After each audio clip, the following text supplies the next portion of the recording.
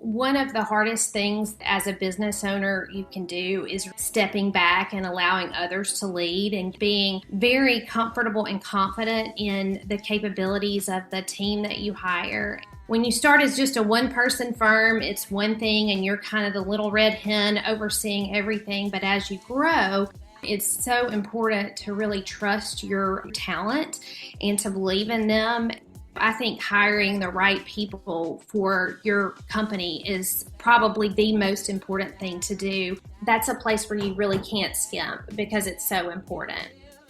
Hey everybody, welcome to the show today. I'm Karen Simmons and today's guest is Jennifer Jenkins with JJPR. JJPR is also a finalist in the Mobile Chamber Business of the Year this year, so we're excited to have her on. Today, Jennifer's going to talk about the struggles and fears of going out on your own and then building a business with teams that you rely on.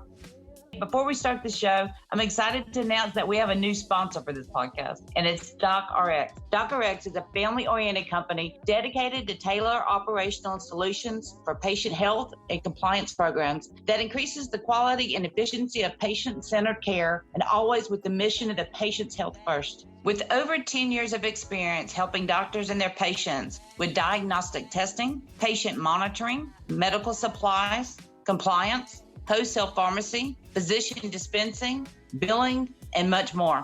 DocRx is your patient and health compliance solution, both under one roof. To find out how DocRx can help you, your hospital, pharmacy, or physician's office, see all their services at docrx.com. That's DOCRX.com. Now on to today's show. Hey, I'm Karen. I'm a former CPA, entrepreneur, business consultant with big ideas. Welcome to Cheers to Business. Jennifer Jenkins, welcome to the show. Thanks, Karen. It's great to be here. Tell the name of your company, what you do.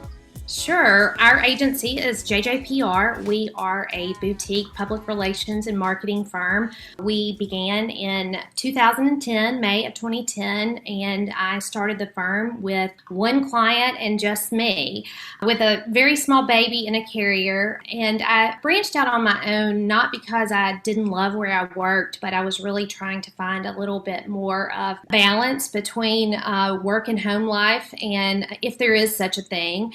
And so from that time, it's really grown very organically, not only in terms of our client base, but also in terms of our team members.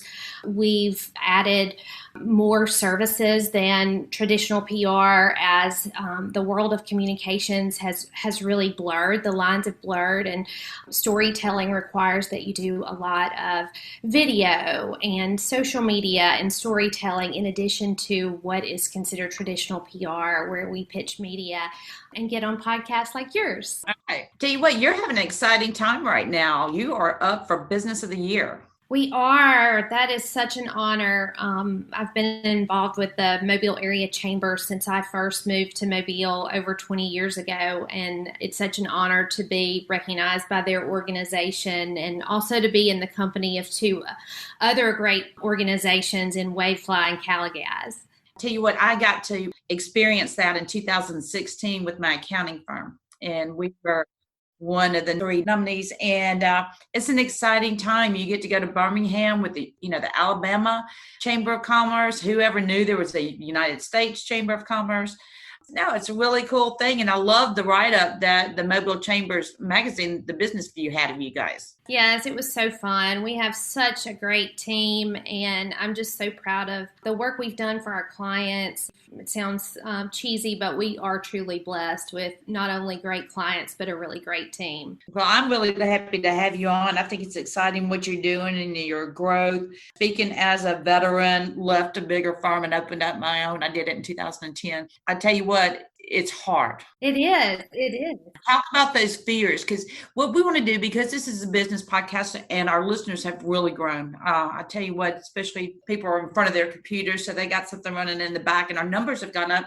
And so for those out there that are working for the corporate people, whoever they may be, tell some of the struggles and accomplishments and things you learned in leaving what's comfortable and leaving that constant paycheck to make that jump out onto your own. Yeah, I will say it is definitely one of the scariest decisions I've ever made. Had a lot of support from my husband and my family to take that leap, but I will say it's definitely not for the faint of heart. There's some times and a lot of rocky roads, not just financially, but I think you learn a lot about what it means to lead people and to allow them to lead others. And I think that one of the hardest things that as a business owner you can do is really stepping back and allowing others to lead and being very comfortable and confident in the capabilities of the team that you hire. And when you start as just a one-person firm, it's one thing and you're kind of the little red hen overseeing everything. But as you grow, it's so important to really trust your talent and to believe in them. And, I think hiring the right people for your company is probably the most important thing to do. I volunteered with the Junior League of Mobile I think I was an active member for 13 years. And I will say that was probably some of the best training ground for leading people, especially a team of women. And a lot of people say, how do y'all get along? And we do. We're a lot like family, and we know each other's quirks, and we know when someone's having a bad day, but we all there is not one single person on our team who doesn't jump in and really embody that teamwork ethic, and teamwork makes the dream work mentality. And so I think that you really have to know. I read a great book that I think that any manager should read, and it's by Dan Turner, and she was a vice president at Chick-fil-A and one of the first female executives there. And she talks about the 3 C's and their chemistry, competency, and character. And I would say that, every person on our team has been hired with those 3 things in mind. And working in the agency business is really hard. You have to have some pretty thick skin. And I think learning too, who is your ideal customer and your ideal client. When you start out, you're very scared, and it's that fear that's sometimes driving you to continue to bring in revenue for the company. But as you get older and wiser and have been in business longer, you realize who your best customers are and what that kind of makeup and profile looks like. And you tend to continue working with others like them, and it just makes you stronger, and your team is very comfortable in working with clients of that type. So I know that was a lot of rambling, Karen. I could talk a lot about business ownership, and it's fun, but it is so hard. I think that's another thing I would say. If you're wanting to leave because you think it's easier, don't do it. You are absolutely right about that. Jennifer, I love how you rely on your team members. You don't hire dumb people. None of us go out to hire dumb people. It's really hard for a lot of businesses to let go, to let their team members do their job. Yes, they're human. Yes, they're going to make mistakes sometimes. What do you think are the best steps to start letting go and letting your team handle things? I think there's a few things, and I do owe some of the business programs that I've gone through, from emerging leaders to the Goldman Sachs 10KSB program. And we've done them subtly, but I would say once you put them into more of an official process. Onboarding employees is very important, helping them learn your current processes, but also helping them to understand that those processes aren't sacred. We always say, you're not stepping on anybody's toes. We all have nubs here. That's what we say, because I want people to be open to share new ideas or ways to do things better and collaborate better. And then I think also showing them how to do it and providing them the tools, whether it be templates for some of the things we do, or to show them once and then let them try it and then get feedback. But I really feel like so many times that team members, when they are given the opportunity, they will really rise to the occasion and really like shoot overboard for what you expected. And it's fun to see what they come up with. I always try to hire people who are way smarter than me, and that doesn't take much, especially when it comes to social media. I get so frustrated. I was like, I can write a 400-word article, but to write a 40-word caption just, is like stressful to me. So, and they do it with such ease and grace, and they make it funny. And so we're so thankful to have people who have a niche in different areas. And, for me, I really like being and mentoring to young people who are coming up through this profession, because I don't have all the answers, but I have have a lot of years of experience under my belt. And so we have weekly check-in meetings with team members, whether I supervise them or their supervisor does. And then those who I don't supervise, I like to check in with them at least once a month. And it's not, I don't want to hear your to-do list. I really like to hear how you're doing. I want to hear, what do you want to grow in? What areas? Where can we get you some training? Or where can we, who can I pair you with that knows a lot about that internally? And those are fun conversations. I feel like I'm just having coffee with a friend when we sit down, and I want it to be open. And each year, each team member puts together their professional development goals. And they don't necessarily have to be super lofty, but I think it's important that they tell me where they want to grow and they tell me where they feel the most skilled. And then, of course, we like to give feedback about areas for improvement and areas and where you can get those resources to improve, because I always like constructive criticism myself. And I think if you can give that back and then give them the tools and tips to find and grow, then you're helping them through that. Absolutely. I think that if you don't want a defensive team, don't be defensive to them. So if they say something, don't come back with, well, my way works. That's why we do it. Right. You can't, because you build a defensive team. And I've always told them, I said, if you can make any mistake, you're human. I tell them this in the interview, make any mistake you want, but you got to come to me and tell me about it. I want to help you fix it. But if I get a call and a punch in the face from left field, then I'm just going to be busy. If you didn't come to me and let me know that something that's impacting our company, happened. But if you tell me you're human, I will go over and backward to help you fix it. Yeah. And I'm a big believer in just honesty and transparency. And I think that if you can tell people that it takes a lot of mental toughness to work in the type of business that we're in. And I don't mean you just work long hours. I mean, you have to be able to receive criticism and take that and formulate something and learn what the client likes. And also be able to teach toughness in sometimes when to push back on a client and to, say, well, in our experience, here's what we found, and to provide reasons. And sometimes you still will do it the other way, but at least you have provided that insight and that goal for them. So who is your ideal client? It's funny because we have probably 3 different types of ideal clients in terms of who we really work for. We have found a niche very much in manufacturing, B2B type clients, economic development, and they all seem to kind of overlap, but they all do different things. And a lot of times those may be a big corporation with a presence here in Alabama or in the Mobile area. And we have kind of served almost like an in-house marketing agency. And as companies and corporations have grown, one thing they haven't grown is their marketing team. They tend to keep those really slim.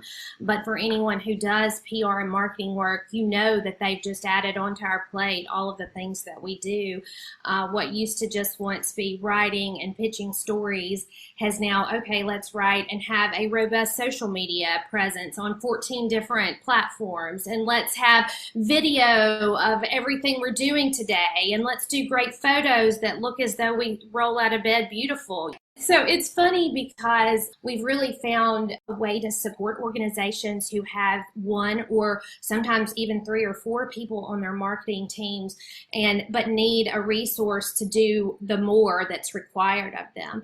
We also have found a niche and a really great working process with some nonprofit organizations. They too don't have big budgets, and they find that they can work with us to do pitching of PR or management of their social media or management of their websites, wherever those gaps may be in terms of their skill sets on their teams. And then last but not least, I would be remiss to say, but small business, I just have a passion for them. So a lot of times we work with a client who may just be getting an upstart in terms of their branding and their identity and their website. And sometimes we'll work with them on a short-term basis to kind of get a launch going. So I would say those are kind of the three buckets, but you definitely know there's some other nuances, but those are kind of the high level points of our, ideal customers. I think that as people grow, I think marketing should be considered based on a percentage. It really should. And I think that, a lot of times having that voice, if you are a person in your company who leads the marketing function, or if you are the leader, that's a place where you really can't skimp because it's so important. Well, I've always liked to keep mine about 7-8% of gross revenue. And that's based on industries, different things. But if you get to where that 7 to 8%, and that's your, key performance indicator, and it's dropping to 5 or 4, that means that 7 to 8% worked.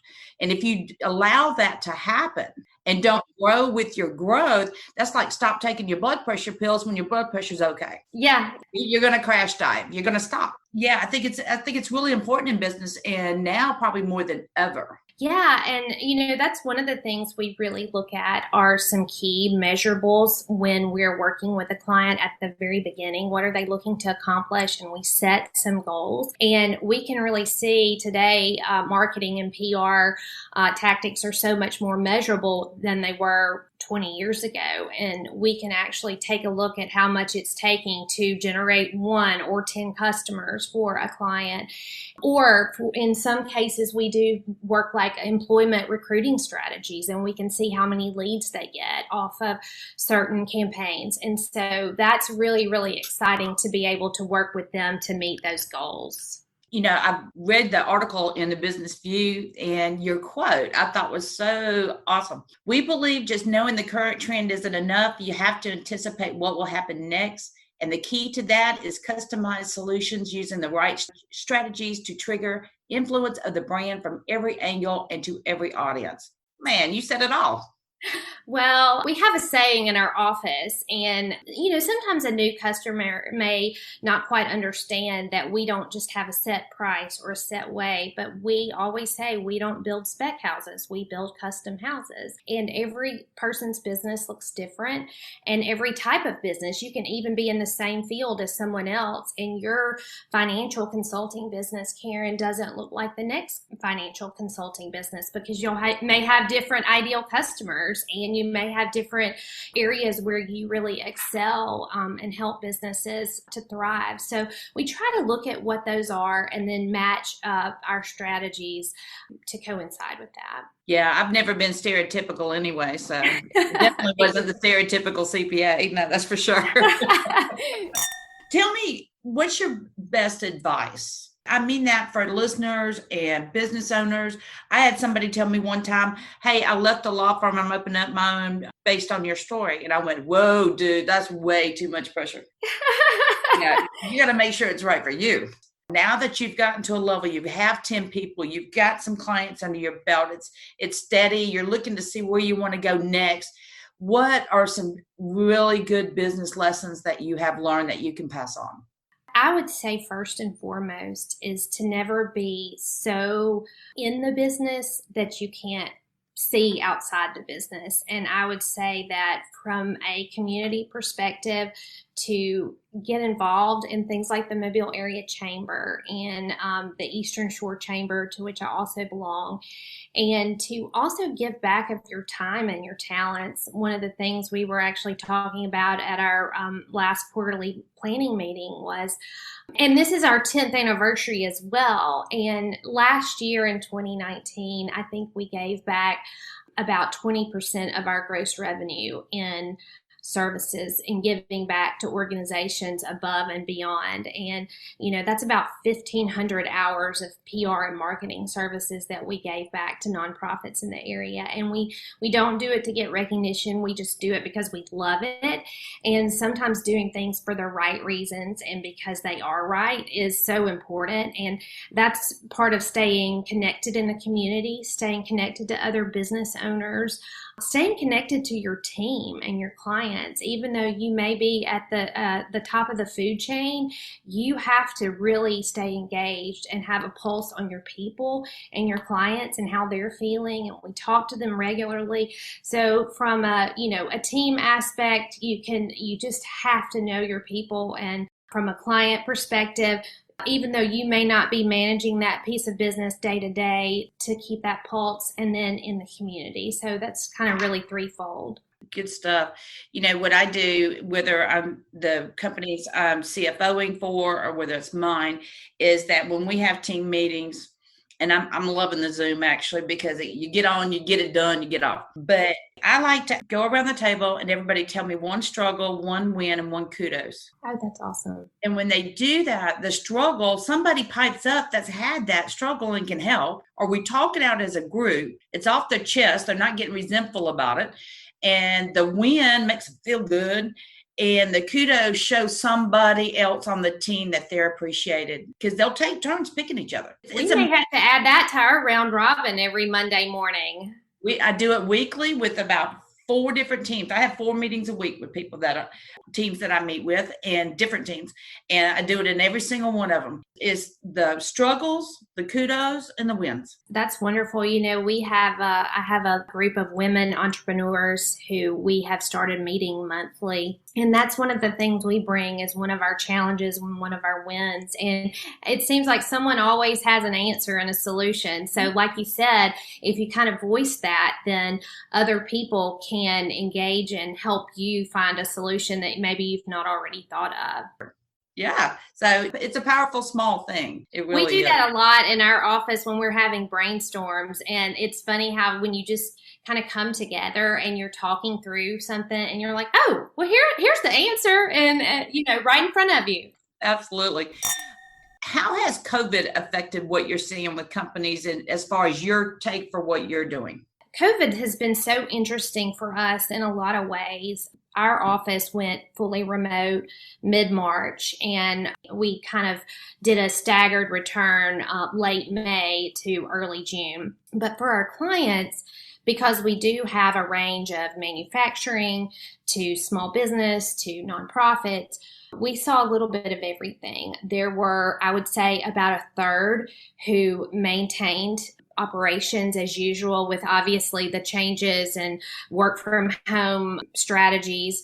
And then we probably had a third that were impacted, but moderately. And then we had another third who were greatly impacted. And I would say that we spent so much time working with all of those clients in different ways, even though the clients who weren't necessarily financially impacted, they were impacted in ways of shifting operations and communicating those shifts to employees and to customers. And so that was highly ramped up.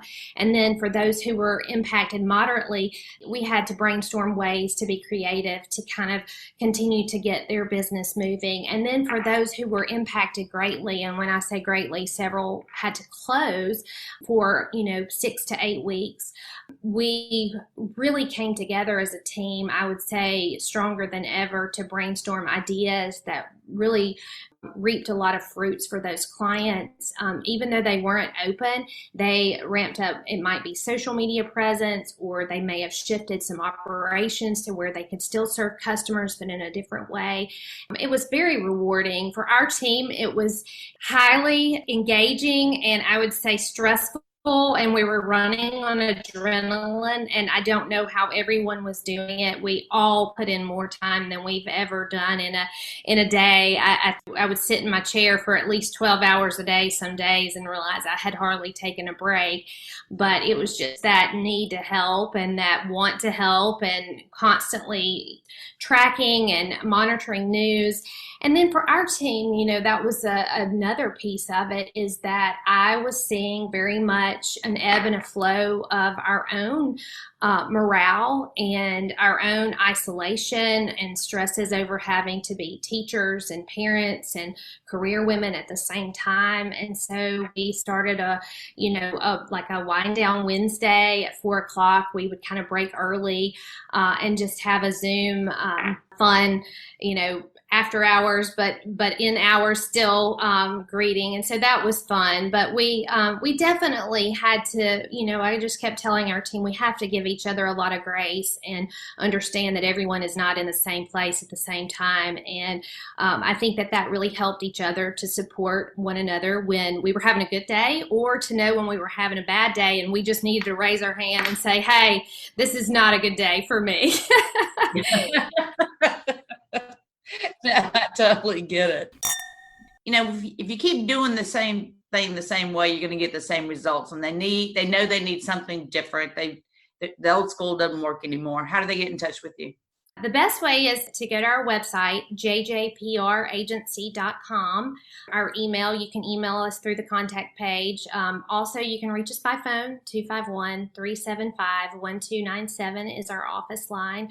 And you can email me directly, Jennifer@jjpragency.com. We love working with businesses. It's very exciting. I always say, working in the agency business, I've been married 25 years this month, but it's like having a new boyfriend every day. My husband really loves that analogy, but it's exciting. And even our current clients, they always have something new that's a challenge for us. So give us a call. We really like a challenge. Let's see, June was 32 years for me and Katie's dad. And I feel like that every time I start a new business, actually.